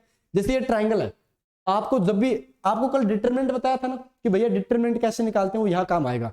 आप डेल्टा की वैल्यू यहाँ पे ये भी लिख सकते हो 1/2 x1 y1 1, x2 y2 1, x3 y3 1। अब डिटरमिनेंट की वैल्यू पता है ना कैसे निकालते हैं, x1 इसको छोड़ा y2 - y3, फिर आएगा -y1 इसको छोड़ा x2 - x3, फिर 1, इस टाइप से इनको छोड़ोगे मल्टीप्लाई कर दो। कल फॉर्मूला बताया था वही है, सेम टू सेम। यानी आपके पास में एरिया ऑफ ट्राइंगल निकालने की, मतलब ट्राइंगल के एरिया निकालने के 2 फॉर्मूले, या तो आप डिटरमिनेंट से निकाल लो या फिर आपके पास में ये फॉर्मूला है। मुझे जो बेस्ट लगता है, मुझे ये लगता है कि डिटरमिनेंट का लफड़ा ही नहीं है, बस डायरेक्ट मल्टीप्लाई करो आंसर है, ठीक है। बाकी देखो अपनी अपनी स्पीड है, मेरी स्पीड उसमें बनी हुई है, आपकी अगर इसमें बनी है तो अच्छी बात है, बाकी समझ में आ गया, ठीक है। एरिया ऑफ ट्राइंगल समझ में आ गया क्या। चलिए अब मैं आपको एक चीज समझा रहा था इंपॉर्टेंट, वो क्या है एरिया ऑफ ट्राइंगल के अंदर, ठीक है, वो देखते हैं अपन। हाँ एक जो इंपॉर्टेंट चीज है, वैसे आपको बेसिक नॉलेज होना चाहिए, और ना भी हो तो चल जाएगा, लेकिन फिर भी मैं आपको बता देता हूँ, ठीक है। जैसे मान लो मैंने एरिया ऑफ ट्राइंगल, जैसे एरिया ये ट्राइंगल लिया, ठीक है, और ट्राइंगल के अंदर मैंने क्या किया, इसके अंदर ये लिया पॉइंट ए जो x1 y1 है, ठीक है, बेसिक नॉलेज के लिए बस बता रहे हैं, बाकी आपका समय मैं बिल्कुल भी खराब नहीं करना चाहता, क्योंकि देखो समय कीमती है हम दोनों के लिए, हमें प्रैक्टिस भी करनी है बहुत ज्यादा, बहुत सारे क्वेश्चन भी करने हैं। लेकिन यहाँ पे एक इंपॉर्टेंट चीज है, वो क्या है, देखो आपने बोला था कि सर एक चीज बताओ कि हम कैसे भी ले सकते हैं क्या, जब एरिया लिखते हैं तो x1 y1 कैसे भी लिख सकते हैं क्या, क्योंकि वहां पे तो नाम मेंशन नहीं थोड़ी होता है, वहां पे तो ऐसे लिखा होता है -5,0 3,0 2,0। तो सर एरिया, मैं ये बोलता हूं कि अगर आप ACW पे जाते हो तो एरिया आता है पॉजिटिव, और अगर आप CW पे जाते हो तब एरिया आता है नेगेटिव। इसका मतलब, और फिर नेगेटिव आता है तो हम मॉड्यूलस लगा के पॉजिटिव कर देते हैं। बोला सर ये ACW क्या है, एंटी क्लॉकवाइज, यानी अगर आप घड़ी की विपरीत दिशा, घड़ी कैसे चलती है, ऐसे चलती है ना, मैं घड़ी की विपरीत दिशा में गया तो अब एरिया क्या आएगा, पॉजिटिव। यानी मेरे पास में 3 थे ना, मैंने उनको पहले क्या किया, कोऑर्डिनेट एक्सिस के अंदर, यानी आपने ये बनाया, फिर आपने पॉइंट लिखा कि यार जैसे अपन एज्यूम करते हैं ना, मानते हैं कि ये पॉइंट यहाँ आ रहा होगा, थोड़ा सा मान के ये पॉइंट यहाँ आ रहा होगा, फिर यहाँ आ रहा होगा, फिर आप एंटी क्लॉकवाइज करते हो, तब तो एरिया क्या आता है, पॉजिटिव आता है। तब तो मॉड्यूलस नहीं लगाते, क्योंकि पहले से प्लस का है तो मॉड्यूलस क्यों लगाए। और मान लो हमने गलती से क्लॉकवाइज ले लिया तो एरिया नेगेटिव आता है, तो वो मॉड्यूलस अपने आप सेट हो जाते हैं। अब कौन इतनी मेहनत करे कि कोऑर्डिनेट एक्सिस में लिखे, फिर प्लस करे माइनस करे, इससे अच्छा एक काम करो, आप डायरेक्ट ये लिख दो फॉर्मूला, और जब एकदम कंप्लीट आंसर आ जाए तो माइनस है तो उसे प्लस कर देना, ठीक है। तो ये चीज हो गई। तो अब बताओ, अब मन में डाउट रहा क्या कि एंटी क्लॉकवाइज लूंगा कि क्लॉकवाइज, कैसे पॉइंट लूंगा, नहीं है ना मन में, कुछ भी ले लो, लास्ट में आंसर नेगेटिव है तो उसे प्लस कर दो, प्लस है तो प्लस ही रहने दो, क्या दिक्कत है, ठीक है। चलिए उम्मीद करते हैं ये क्लियर हो गया होगा। तो आपको ये चीज मैंने थोड़ी सी बता दी है, ज्ञान थोड़ा सा यहाँ पे कर दिया है, क्या कर दिया है, फेंक दिया, और तो कुछ भी नहीं है। चलिए अब एक चीज बताओ कि यार एक बात बताओ मास्टर जी, क्या ये ट्राइंगल का एरिया जो बताया डिटरमिनेंट का, इसके बाद मान लो सर 4 पॉइंट दे दिए और फिर पूछ लिया सर एरिया, तब क्या होगा, यानी जिसे हम अपन बोलते हैं एरिया ऑफ ट्रेपेजियम, यानी समबलम चतुर्भुज वैसे। लेकिन मान लो सर 4 पॉइंट दे दिए, 5 पॉइंट दे दिए, 6 पॉइंट दे दिए, तो सर हम एरिया कैसे बताएंगे, तो गड़बड़ हो जाएगी ना फिर, क्योंकि ट्राइंगल में तो सर 3 ही होते हैं, इसलिए फॉर्मूले लग गए। तो उस टाइम क्या होगा, ये जो डिटरमिनेंट का मेथड है ना, वो फिर आपको फेल हो जाएगा यहाँ पे, क्योंकि यहाँ पे फिर 4x4 का 3x3 का तो डिटरमिनेंट अपन ने 11वीं 12वीं में निकालना सीखा है, लेकिन 4x4 का तो IIT में भी जब बीटेक करते हैं तब भी मुश्किल से ही आता है। इसका मतलब ये वहां पे फेल हो जाता है। तब कौन सा फॉर्मूला, यही फॉर्मूला वापस रिपीट होता है, यानी ये इंपॉर्टेंट है, इसलिए याद करना जरूरी है, ठीक है। जैसे एरिया ऑफ ट्रेपेजियम में होता क्या है, जैसे मान लो मेरे पास में ऐसा कुछ दे दिया, ठीक है, और मेरे को पॉइंट दे दिया ये A x1 y1, B दे दिया x2 y2, C दे दिया x3 y3, और D दे दिया x4 y4, ठीक है। ये पॉइंट दे दिए गए, D हो गया, C हो गया, B हो गया। अब बताओ सर जी एरिया क्या होगा, तो मुझे बस इतना सा पता था कि जो डेल्टा, जिसे एरिया का नाम देते हैं, 1/2 की वैल्यू कितनी आएगी, मुझे सर पहले x1 y1 लिखना है, लिख दिया, फिर कितना आएगा x2 y2 आएगा, लिख दिया, फिर कितना आएगा x3 y3 आएगा, फिर कितना आएगा x4 y4 आएगा, फिर कितना आएगा, बोला सर अब तो खत्म हो गए, नहीं नहीं नहीं, पहले वाले को रिपीट भी तो करते हैं ना बेटा। तो ये एरिया बन गया। अब इसको सोल्व कैसे करते हैं, वही तरीका, इसको इससे इससे इससे मल्टीप्लाई किया, टोटल आंसर निकालिए, फिर माइनस घटा दिया, टेढ़ा टेढ़ा मल्टीप्लाई करके। तो एरिया ऑफ ट्रेपेजियम समझ में आ गया क्या, कि एरिया ऑफ ट्रेपेजियम में डिटरमिनेंट वाला फॉर्मूला तो खराब हो जाता है, लेकिन ये फॉर्मूला अब भी वैलिड है और आपको आंसर इसी से बताना है, ठीक है। क्लियर हो गया। अब एक चीज यहां पे मैं इंपॉर्टेंट बता देता हूं, जैसे एरिया ऑफ ट्राइंगल जब ले रहे थे, जब निकाल रहे थे, तो हमने क्या किया था, कोऑर्डिनेट यानी x, y वाले बिंदु मनमर्जी से ले लिए थे। यहां पे ऐसे नहीं ले सकते। मान लो गलती से आपने ये उठाया, फिर ये उठाया, फिर ये उठाया, फिर ये उठाया, तो बताओ अब इसके अकॉर्डिंग कोई एरिया बना क्या, कोई एरिया नहीं बना। इसका मतलब तब आपको दिमाग के अंदर पता होना चाहिए, आपको तब प्लॉट करना पड़ेगा, रखना पड़ेगा कि भैया पहले ये उठाना है, फिर ये उठाना है, फिर ये उठाना है, फिर ये उठाना है। अभी एक छोटी सी बात क्लियर हो गई क्या। बाकी अगर आपके सामने इस टाइप का एरिया आ जाता है तो आपको ये फॉर्मूला लगाना है, पॉइंट उठाते टाइम बस ये याद रखना है कि पॉइंट किस हिसाब से उठा रहे हो, तब आपको प्लॉट करना पड़ेगा एक बार। प्लॉट जैसे मैं प्लॉट क्या बोल रहा हूँ, प्लॉट वो नहीं जो आपके घर में पास में पड़ा है, खाली उसकी बात नहीं कर रहा। जैसे मान लो मेरे पास में जैसे 4 पॉइंट आ गए, ठीक है, कौन सी काली पेन ले लेते हैं, ठीक है, जैसे -2,3 आ गया, 3,7 हो गया, -5,6 हो गया, और 1,7 हो गया, जैसे ये आ गया। अब मुझे प्लॉट करना है तो मैं क्या करूंगा, X axis sorry Y axis और एक्स एक्सिस बना ली मैंने, बोली बना ली। -2,3 का होगा कि x तो माइनस का 2 है, y की वैल्यू 3 है, तो मुझे एज्यूम करना है, मान लेना कि यहाँ पे कुछ होगा, इसका वैल्यू कितना है -2 3 आएगा। फिर 3,7 है तो 3 प्लस का 7 आ गया, क्योंकि देखो ये 7 ऊपर होगा ना इससे, तो ये 3,7 बन गया। ठीक है, उसके बाद में क्या होगा -5,6, तो -2 से इस साइड होगा, -5 और 6 ऊपर होगा, यानी सर ये -5,6 यहाँ आएगा, और 1,7 का आएगा, 1 यहाँ पे 7 यहाँ पे, तो आप ये मान लो 1 तो यहाँ पे 7 यहाँ पे, मतलब यहाँ पे आएगा। क्लियर है? अब प्लॉट करना समझ में आ गया, तो एक काम करो, इसको आप 1,7 की जगह 1,6 कर लो। इससे एक चीज बतानी है मेरे को, 1 यहाँ पे आएगा, 6 थोड़ा सा ऊपर आएगा, यानी इसके बराबर ही आएगा। चलो कोई नहीं, मैं इसको बताता ही नहीं हूँ, बस इतना सा बता दिया कि प्लॉट कैसे करते हैं। ठीक है, किस टाइप से मानते हैं, बस ताकि अपने को जब मान लो ये यहाँ पे होता कोई पॉइंट, तब अपने को पता होता है कि जब एरिया बताना है तो कैसे बताना है। अब बताओ, अगर आप इस टाइप से चले गए, फिर आपको इस पॉइंट पे जाना है, फिर ऐसे बताना। ठीक है, अब देखो ये तो हो गया पहला मेथड, समझ ना। अब दूसरा मेथड क्या आएगा कि मैं मान लो इस टाइप से जाता, एरिया बनता क्या, बोला सर अब तो एरिया ही नहीं बनता, एरिया कुछ नया आ जाता। एक बात करो, देखो ब्लैक वाला एरिया कौन सा है, रेड वाला तो एरिया ये वाला है, और ब्लैक वाला एरिया कौन सा है बेटा, ब्लैक वाला ये है। तो बताओ दोनों सेम है क्या, दोनों सेम नहीं है। तब आपको प्लॉट करके एक बार देखना पड़ेगा कि एरिया कौन सा निकालना है, वो क्वेश्चन के अंदर मेंशन होगा। बाकी आप इतनी लोड मत लो, आप ट्रायंगल पे ही रहो। ट्रेपेजियम का तो बस मैंने एरिया बता दिया कि अगर बाई चांस क्वेश्चन आ जाए तो आपको ऐसे कर लेना है। ठीक है, क्योंकि मैं छोड़ना नहीं चाहता एक भी चीज, आपको बताना एकदम क्लियर मानता हूं कि अगर क्वेश्चन आ जाता है तो बच्चा ऐसे तो सोचे कि जो मास्टर ने पढ़ाया वही आया, वरना मोटिवेशन डाउन हो जाता है उसका पेपर में। फिर उसको जो क्वेश्चन आ रहे होते हैं वो भी नहीं होते कि यार जो मास्टर ने पढ़ाया वैसे तो कुछ आ ही नहीं रहा। शुरुआत के 5 क्वेश्चन भी नहीं आए ना, तो छठे पे उसकी वैसे ही हालत खराब हो जाती है। लेकिन शुरुआत के 5 क्वेश्चन आगे, बाद में छठा क्वेश्चन मास्टर ने पढ़ाया हो ना पढ़ाया हो, लेकिन उसके अंदर एनर्जी ये होती है कि मैं कर दूंगा। तो इसलिए मैं आपको ये चीज समझाने की कोशिश कर रहा हूँ। ठीक है, ये भी एक अच्छी फीलिंग होती है, गुड फीलिंग होती है। क्लियर हो गया कैसे करते हैं, प्लॉट करना बता दिया कि ट्रेपेजियम का जब आएगा तो आपको एक बार पॉइंट कोऑर्डिनेट एक्सिस में निर्देशांक ज्यामिति में रखने पड़ेंगे। ठीक है, चलिए उम्मीद करते हैं अच्छे से क्लियर हो गया होगा। अगले चीजों की तरफ बढ़े, चलिए भैया नेक्स्ट की तरफ बढ़ते हैं, अगला देखते हैं कि क्या होगा। चलिए नेक्स्ट क्वेश्चन की तरफ बढ़ते हैं। अब आपके सामने बहुत ही बेहतरीन नगमा पेश करने वाला हूं मैं, वो क्या है, वो भैया तैयार हो कि नहीं हो बताओ। आपको सामने ये चीज इंपॉर्टेंट है, पहले देख लो, कुछ क्वेश्चन कर लेते हैं। ठीक है, मैं जल्दीबाजी में आ गया था, चलो क्वेश्चन करते हैं। If 3 points are collinear then area made by them 0। यानी अभी आपको क्या बताया कि अगर आप मान लो एरिया जो है एक लाइन के ऊपर तीनों पॉइंट आ गए, तो भैया इनसे बनने वाला एरिया क्या होगा, 0 होगा।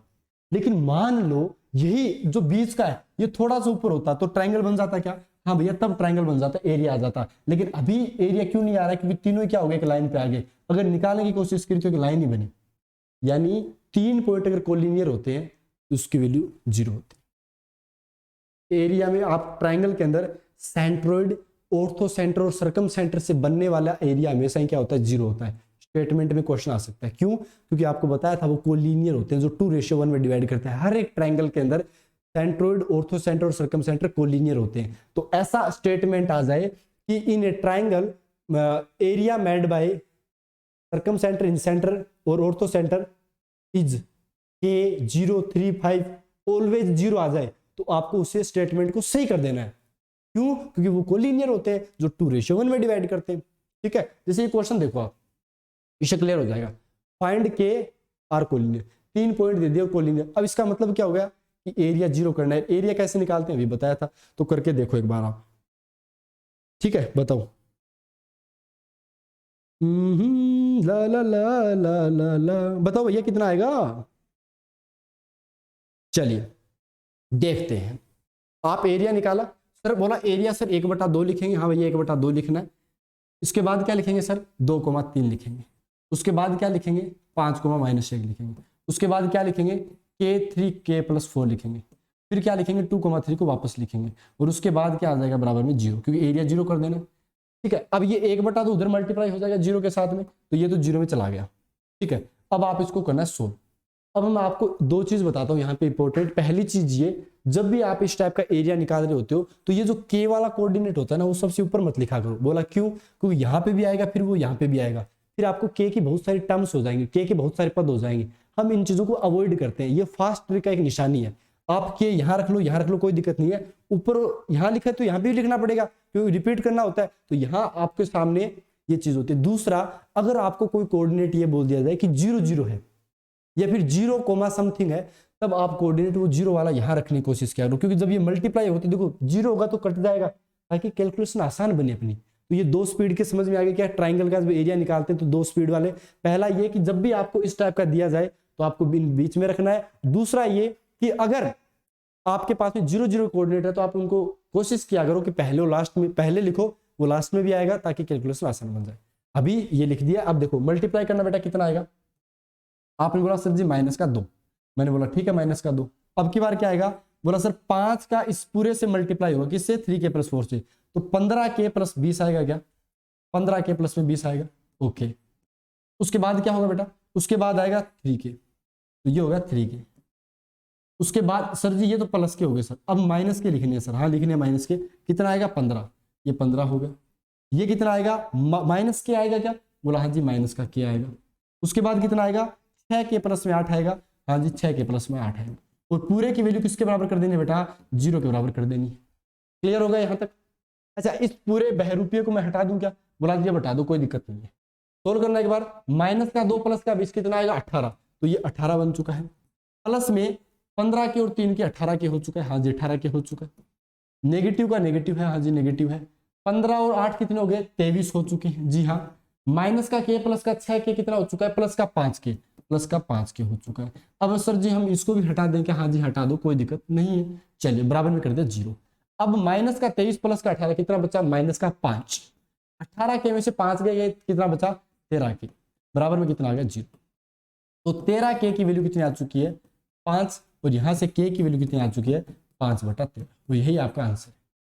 ये पूछा था 5/13 आंसर। क्लियर है, ला ला ला ला ला। क्लियर हो गया क्या भैया 5/13 अच्छे से, ठीक है, समझ रहे हो, समझ रहे हो ना। चलिए उम्मीद करते हैं आपको अच्छे से क्लियर हो गया होगा, मिस्टेक नहीं होगी, हो जाएगी तो आप सोल्व कर लेना, कोई दिक्कत नहीं है। ठीक है, चलिए नेक्स्ट क्वेश्चन की तरफ चले। अगला क्वेश्चन आपकी स्क्रीन पे ये रहा।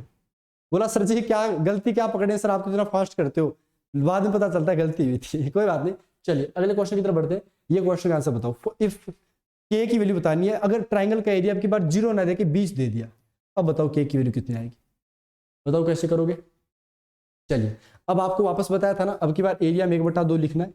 ये कितना आएगा, बोला सर 2,1, फिर कितना आएगा 3,1 आएगा सर, फिर k × k+1 आएगा, और फिर कितना आएगा 2,1 आएगा। और इसकी वैल्यू क्या कर देनी है 20, नहीं +-20 करनी है, क्योंकि हमने तो पॉइंट ऊपर नीचे लिया ना, पता नहीं है ना अपने को, तो प्लस भी हो सकता है माइनस भी हो सकता है एरिया निकालने के बाद में, तो मैंने पहले लिख दिया +-20। ठीक है, अब इसके आगे बताओ, हमेशा ही लिखना है, जब भी 0 दे दे तब तो उसके साथ +- क्या ही लिखे, लेकिन 20, 10, 5, 7, 4, 3, 2 कुछ भी लिखे तो +- लिखना है। ठीक है, चलिए अब बताओ इस 1/2 को, इस 1/2 को उधर भेजेंगे तो कितना बनेगा, +-40 आ जाएगा क्या। मैं फिर बोल रहा हूं, एनडीए के क्वेश्चन भिड़ेंगे नोट से, ध्यान से देख लेना। एग्जाम्पल बहुत इंपॉर्टेंट है, बहुत अच्छे अच्छे एग्जाम्पल यहाँ पे सेट किए जाते हैं आपके लिए। ऐसा नहीं है कि वो बोलते हैं ना कि एरा गैरा नथु गैरा, ऐसा कॉन्सेप्ट नहीं है अपना। अच्छे जम के कॉन्सेप्ट यहाँ पे करवाए गए हैं और अच्छे से आपको एग्जाम्पल करवाए जा रहे हैं। बताना कितना आंसर आएगा एक बार, बताओ बताओ बताओ, दिमाग लगाओ। तो आपने बोला सर जी 2 आएगा, हाँ जी 2 आएगा। उसके बाद में कितना, पूरे से मल्टीप्लाई करना, 3k + 3, 3k प्लस में 3 हो चुका है। ठीक है, उसके बाद में k आएगा, k आ गया। इसको थोड़ा सोल्व कर लूं क्या पहले खुद ही, 4k + 5 यानी 5 + 4k हो चुका है। यहाँ तो कोई दिक्कत है, कोई दिक्कत नहीं। अब मुझे घटाना है, घटा दो भैया, कितना घटाना है बताना, 3k और ये 3 + k 2k + 2, और इसकी वैल्यू अकॉर्डिंग टू क्वेश्चन कितनी दे रखी है, +-40। क्लियर है क्या, क्लियर है, क्लियर है, क्लियर है। चलिए बहुत बढ़िया, कितना आंसर आएगा बताना सर। 3 और 2 5, इस 5 से कट गया, 4k 2 और 1 3k, तो 4k माइनस में सर 3k बराबर में सर +-40 हो गया। अब आप खुद बताओ k की वैल्यू कितनी आ गई, बोला सर जी +-40 आ चुकी, यही आपका आंसर। ठीक है, ठीक है, ठीक है, ठीक है। चलिए बहुत बढ़िया, अब आप इसको नोट कीजिए, मैं 2 मिनट आराम से, 2 मिनट नहीं 20-25 सेकंड बैठता हूँ, बताओ कितना आंसर आएगा। मतलब इसका नोट कर लो पहले, सबसे पहले, फिर आगे देखते हैं क्या होगा। तो 3 2 5, तो 3 के 4 के, ठीक है, और 3 प्लस के और 2 के प्लस 2, 3 और 2 5 कट गए, 3 के 4 में गए के, सही है, कोई दिक्कत नहीं है। और यूनिट स्क्वायर तो क्या देना, एरिया थोड़ी के की वैल्यू, ठीक है। क्लियर हो गया भैया। चलिए अगले की तरफ बढ़ते हैं, उम्मीद करते हैं क्लियर हो गया। इसका आंसर बताओ क्या होगा। Find area made bye with vertices, क्या होगा इसका एरिया, कैसे निकालोगे बताओ बताओ बताओ। इसके द्वारा बनाया गया एरिया कितना होगा। बोला सर जी ये तो रट रखा है, 0 होगा सर इसका आंसर, यानी कोलिनियर हो जाएंगे सर ये। एरिया 0 मतलब कोलिनियर हो गए 3 पॉइंट, लेकिन आपको ऐसे करके निकालना है, ठीक है। क्योंकि मान लो नहीं पढ़ा होता तो अपन कैसे निकालते कॉन्साइक्लिक का मतलब क्या होता है जानते हो क्या। वैसे पता होनी चाहिए टर्म्स। कॉन्साइक्लिक का मतलब जैसे मान लो ये सर्कल हो गया, तो इस पे अगर 3 पॉइंट आ गए तो इन्हें क्या बोला जाता है, कॉन्साइक्लिक बोला जाता है। क्लियर है।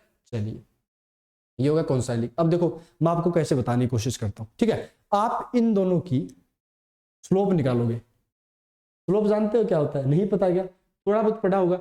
अगर नहीं पता ध्यान से सुनिएगा, अगर नहीं पता तो आज की क्लास में अंदर डिस्कस कर लेंगे, अगर पता है तो अच्छी बात है। तो देखो इन दोनों की स्लोप कैसे निकालेंगे। बोला sir y2 minus y1 upon में x2 माइनस x1, b से सॉरी c से c कटेगा, ऊपर बचेगा a माइनस b और नीचे बचेगा b माइनस c। तो उत्तर कितना आ गया माइनस का 1, ऊपर a माइनस b है नीचे b माइनस c। अब मैं इसका इसके साथ निकालता हूं तो आएगा a plus B minus C plus A और डिवाइड कर देंगे c माइनस बी के साथ में। अब की बार क्या होगा, a से a कटेगा, ऊपर कितना आएगा b माइनस सी, नीचे कितना आएगा c माइनस बी। उत्तर फिर भी कितना माइनस का 1। और आपको पता है कि जब एक लाइन लेते हैं तो इन तीनों पॉइंट जो होते हैं अगर ये कोलिनियर है तो आपके पास में स्लोप इक्वल आती है, क्योंकि जितना ये एक्स एक्सिस से झुका होता है उतना यही पॉजिटिव एक्स एक्सिस से झुका होता है, तभी तो स्लोप इक्वल आती है। स्लोप इक्वल है इसका मतलब कोलिनियर है। लेकिन फिर भी आपको मैं बता दिया कि जिनको पता है कि स्लोप क्या होती है, बाकी जिन्होंने जो बच्चे तैयारी कर रहे हैं उतना तो पता है। अगर इस बैच के अंदर तैयारी कर रहे हैं तो जरूरी पता होगा, क्योंकि टारगेट 120 ही दिन है, 120 दिन के अंदर सिलेक्शन है ना, तो ये चीजें पता होनी चाहिए, ठीक है। चलिए हटा देते हैं, बाकी आप समझ गए होंगे स्लोप क्या होता है, y2 minus y1 upon x2 minus x1 होता है। बाकी नहीं पता कोई बात नहीं, बता देंगे, थोड़ी देर बाद सब कुछ खुल जाएगा, जबकि अभी इसका आंसर लिख लेना कोलिनियर होते हैं, ठीक है। चलिए अब हम बढ़ते हैं अपने अगले पड़ाव की तरफ। बढ़े भैया। चलिए थोड़ी सी बातें कर लेते हैं आपके साथ में।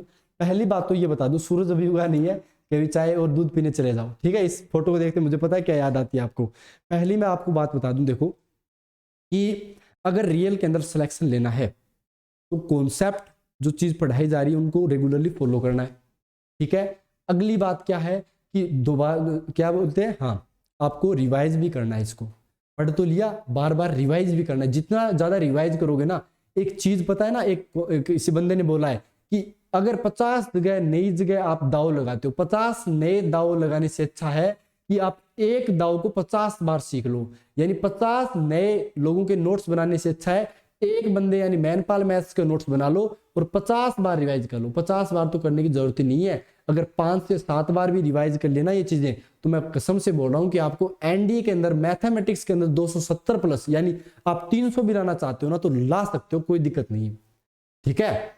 और जो पेपर की मैं वादा कर रहा हूं आपसे कि अपने पास में 2.5 घंटे का पेपर होता है ना, 1.5 से 1.25 घंटे यानी 1 घंटा 30 मिनट से लेके 1 घंटा 45 मिनट के अंदर पेपर देकर और आप ऐसी अच्छी नींद मार रहे होंगे, ये मेरा आपसे वादा है। लेकिन प्रैक्टिस जम के करनी है। जो क्वेश्चन दिए जा रहे हैं ना और जो एग्जाम्पल करवाए जा रहे हैं और जो नोट्स बनवाए जा रहे हैं, तीनों का मिलन रखना अच्छे से, ठीक है। चैप्टर जैसे ही पूरा कंप्लीट हो जाता है उसके बाद प्रैक्टिस भी आपको करवाए, जो सीट दी उनकी डिस्कशन भी होगा, पूरे वीडियोस आपके सामने देखने को मिलेंगे। जैसे ही प्रैक्टिस कंप्लीट हो जाती है उसके बाद में हम क्या करना है, अगला चैप्टर पे जाएंगे और आपका टेस्ट भी आ जाएगा। और टेस्ट के लिए आपको जैसे बताया था शुरुआत के अंदर, टेलीग्राम व्हाट्सएप ग्रुप ज्वाइन कर लो। व्हाट्सएप ग्रुप के लिए नंबर आपको पता है, शुरुआत में क्लास में बताया था, 9680726701 पे मैसेज ठोको और डायरेक्ट जुड़ जाओ टारगेट एनडीए में और अपने सपना पूरा करो, ठीक है। चलिए छोटी सी डिस्कशन था वो मैंने बता दिया। अब हम बढ़ते हैं नेक्स्ट की तरफ। हेडिंग डालो भैया, advance coordinate geometry. Advance coordinate search कर लो मतलब लिख लो, और शुरुआत करते हैं एडवांस कोऑर्डिनेट में। अच्छा जी, एडवांस कोऑर्डिनेट में क्या करेंगे? एडवांस कोऑर्डिनेट में जो स्ट्रेट लाइन का जितना पोर्शन अब तक सोल्व है उसके बाद की चीजें करेंगे। सर आपने ऑर्थो सेंटर और सर्कम सेंटर निकाला नहीं बताया हमको, नहीं बताया ना, बता दें, अभी बताएंगे। ये जैसे कंप्लीट हो जाएगा एडवांस कोऑर्डिनेट, लगभग आधा हो जाएगा, उसके बाद कुछ क्वेश्चन कॉन्सेप्ट आएंगे जो होने चाहिए। एडवांस कोऑर्डिनेट आने से पहले, समझने से पहले आपको एक चीज तो खुद से आनी चाहिए, वो यहाँ पे डिस्कस नहीं करवाई जाएगी। जैसे मान लो आपको दो इक्वेशन दे दी, 2x - 3y + 7 = 0, ये इक्वेशन दे दी। एक इक्वेशन दे दी आपको x - 7y = -4। अब आपको बोला गया है कि x और y की वैल्यू निकालो। अगर आपको x और y की वैल्यू नहीं निकालनी आती है तो प्लीज आपसे हाथ जोड़ की विनती है, आप एनडीए की तैयारी मत करो, ठीक है। आप भैया पहले ये सीखो x और y कैसे निकालते हैं, और ना ही हो पाएगा 120 दिन के अंदर, तो बिल्कुल भी नहीं हो पाएगा। x और y कैसे निकालते हैं? जैसे ये 2x है, ये 6x है, तो मैं इसको 3 से गुणा कर दूंगा, फिर मैं घटा दूंगा ताकि x के सारे कट गए, फिर y की वैल्यू निकाल लूंगा, फिर y की रख के x की। ये चीजें पता होनी चाहिए, ठीक है, इसके बिना बात नहीं बनेगी भैया। समझ में आ गया? क्लियर हो गया? ये चीजें आपको पता, बोला सर जी ये तो हमको आती है, हमें सर इमोशनली ऐसे ब्लैकमेल मत करो, हमें आती है ये चीजें, आती है क्या? चलिए तो हेडिंग डालो, फिर आती है तो स्ट्रेट लाइन हेडिंग डालो भैया, स्ट्रेट लाइन डालो और लिख लो straight line is a curve. Straight line क्या है? एक कर्व है, लिख लो फटाफट, straight line is a curve. चलिए ये स्ट्रेट लाइन दिखी, स्ट्रेट का अंदर क्या होगा? एकदम सीधी लाइन है।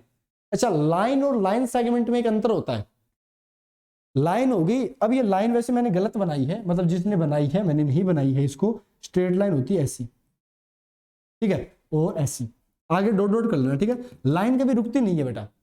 अगर आपने एक लाइन का टुकड़ा मान लो काट लिया यहां से और यहां से, इसे बोलते हैं लाइन सेगमेंट। क्या बोलते हैं? लाइन सेगमेंट, यानी रेखाखंड। भी ये लाइन क्या होगी? आप इसको लिख लेना, ठीक है, ये डॉट डॉट कर लेना, ये लाइन हो गई है। अभी मैं इसको हटा रहा हूं, बाकी आप लिख लेना लाइन, ठीक है, क्योंकि कई लोग बोले कि सर रोक कैसे दिया, ये तो लाइन सेगमेंट ही है, लाइन नहीं है। हाँ कोई बात नहीं, आप सही हो भैया, आप ज्यादा होशियार हो मुझसे, क्या बोल सकते हैं, लेकिन मैंने बता दिया आपको, ठीक है। चलिए अब अभी के लिए अगर मैं बताऊं कि आपको जैसे स्ट्रेट लाइन की इक्वेशन चाहिए, मैं अभी के लिए अगर बताऊं कि स्ट्रेट लाइन की इक्वेशन चाहिए, तो आपको 2 पॉइंट पता होनी चाहिए। एक पॉइंट से तो नहीं बता सकते। क्यों नहीं बता सकते? क्योंकि सर एक पॉइंट से जाने वाली तो बहुत सारी लाइन है सर, ये भी सर लाइन है, ये भी लाइन है सर, ये भी लाइन है सर, कैसे बताओगे सर? नहीं बता सकते ना। बोला हाँ जी नहीं बता सकते, ठीक है। लेकिन अगर मान लो यहीं पे मैंने 2 पॉइंट फिक्स कर दिए, अब इन 2 पॉइंट अगर फिक्स हो गए ना, तो इससे जाने वाली लाइन यही है, इसके अलावा कोई लाइन है ही नहीं। लाइन तो ऐसे तो बहुत सारी है फिर आप गड़बड़ मत कर देना, बोल रहा कि सर ऐसा क्या पढ़ा रहे हो, लाइन और भी है, लेकिन वो फिर क्या होगी, इसके ऊपर से गुजर जाएगी, जिसे अपन कोइंसिडेंट लाइन बोलते हैं, ठीक है। मैं एकदम डेप्थ के अंदर जाने की कोशिश कर रहा हूं, ऊपर से पकड़ ले रहे हो तो ऊपर से पकड़ लो, और डेप्थ के अंदर जाके समझना चाहते हो तो वहां से समझ लो, कोई दिक्कत नहीं है। यानी 2 पॉइंट तो अपने को चाहिए एक लाइन की इक्वेशन के लिए। क्लियर है? चलिए बहुत बढ़िया। चलिए तो ऐसे लिख लीजिएगा कि एक स्ट्रेट लाइन के लिए कम से कम 2 पॉइंट तो चाहिए चाहिए अभी के लिए, ठीक है। मत लिखना, कुछ भी नहीं लिखना, बस इतना सा लिख लो। मैं कुछ चीजें आपको बस ओवरव्यू दे रहा हूं कि क्या क्या चीज पढ़ने वाले, फिर अपन बढ़ते हैं। चलिए आप ये बताओ कि स्ट्रेट लाइन की जो इक्वेशन होती है, स्ट्रेट लाइन की जो इक्वेशन होती है, ठीक है, स्ट्रेट लाइन के बारे में पढ़ लिया, straight line is a curve, ये लिख दिया। उसके बाद अगले पे चले जाओ, ये requirement to find a straight line equation. Requirement क्या क्या है एक स्ट्रेट लाइन की इक्वेशन के लिए? क्या क्या रिक्वायरमेंट है स्ट्रेट लाइन की इक्वेशन के लिए? क्या क्या रिक्वायरमेंट है वो लिखो आप, ठीक है। चलिए लिखना स्टार्ट करें भैया। पानी खत्म हो गया क्या? नहीं नहीं, पानी पड़ा है, बोतल में पड़ा बस।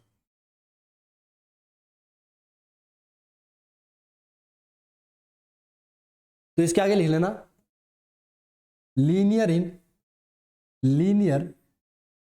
इन एक्स कोमा वाई, ये लिख लीजिए linear in X comma Y.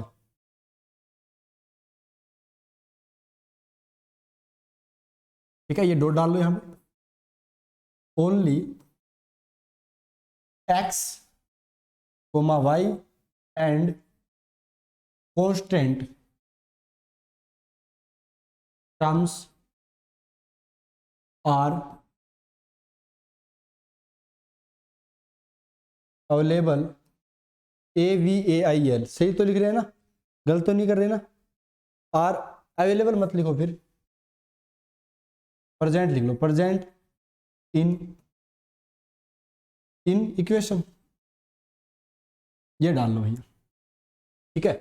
Linear in X comma Y, linear का मतलब जान गए क्या क्या होता है, एक्स की पावर एक, ओनली एक, एक्स स्क्वायर नहीं दिखेगा, एक्स दिखेगा, वाई स्क्वायर नहीं दिखेगा, Y. Linear in X and Y, इसका मतलब ये है कि एक्स होना चाहिए, वाई होनी चाहिए, और कॉन्स्टेंट टर्म जैसे 5 3 -1 0 -7 13 14 कुछ भी हो, terms are present in equation, इसके अलावा कुछ भी नहीं होना चाहिए।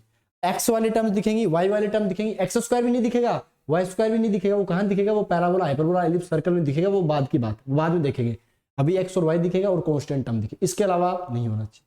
जैसे मान लो मैं आपके सामने इक्वेशन फेंकता हूं कुछ, आप कैच करना कि वो है कि नहीं है, ठीक है। यहाँ पे अच्छा लिखा हुआ भी है क्या, बहुत बढ़िया बात है, लिखा हुआ भी दे दिया आपको, linear in X and Y is equal to only X and Y will be present, ठीक है। जैसे मान लो ये आपके सामने मैं कुछ इक्वेशन लिखता हूं, बताना कि ये स्ट्रेट लाइन की इक्वेशन है कि नहीं है, ठीक है। 3x - 2y + 9 = 0, लिखते रहना साथ में एग्जाम्पल, ठीक है। चलिए उसके बाद में अगर मैं बात करूं, -x + 7 = 0, -2x + 3y = 0, ठीक है।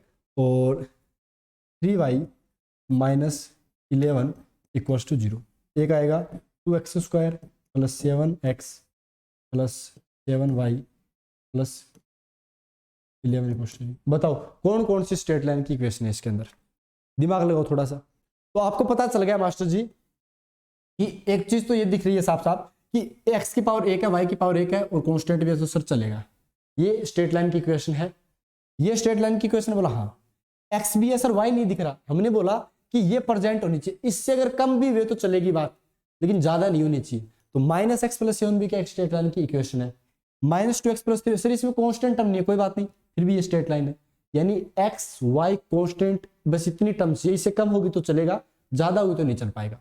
जैसे 3y - 11 भी क्या स्ट्रेट लाइन है, क्योंकि इसमें x के टर्म नहीं है, कोई दिक्कत नहीं है, कांस्टेंट और y है, ये नहीं है क्या, बोला सर जी ये नहीं, क्योंकि इसमें x² के टर्म आ गए सर, ये तो सर क्वाड्रेटिक टाइप का सा दिख रहा है, हाँ दिख ही रहा है आपको। चलिए क्लियर हो गया कि नहीं हो गया, उम्मीद करते हैं आपको अच्छे से क्लियर हो गया होगा। ये स्ट्रेट लाइन नहीं है। और मान लो जैसे मेरे पास ये लिखा होता, ठीक है, जैसे x² + -7xy = 0, तो ये स्ट्रेट लाइन की इक्वेशन होती क्या, बोला जी रुको रुको रुको रुको, आप कंफ्यूज ऐसे नहीं होगे, आप कंफ्यूज नहीं ऐसे दिखोगे, मेरे को पता है, और मैं यहाँ पे आपको कंफ्यूज करने की कोशिश तो करूंगा, लेकिन आपको होना नहीं है। अरे यार वापस क्या लिख दिया, x² लिख दिया क्या, ओनली x लिखना है माइनस में। अब बताओ ये स्ट्रेट लाइन की इक्वेशन है कि नहीं है, बताना। बोला सर ये भी स्ट्रेट लाइन की इक्वेशन, क्योंकि ये क्या है, लीनियर नहीं है, ये आपके पास में 2 पावर बन चुकी है, x की पावर 1 y की पावर 1, ये जुड़ जाती है एक तरीके से, ठीक है। तो ये आपके पास में लीनियर नहीं रहती फिर ये, तो इसका मतलब ये भी क्या नहीं है, आपके पास में स्ट्रेट लाइन की इक्वेशन नहीं है, समझ गए।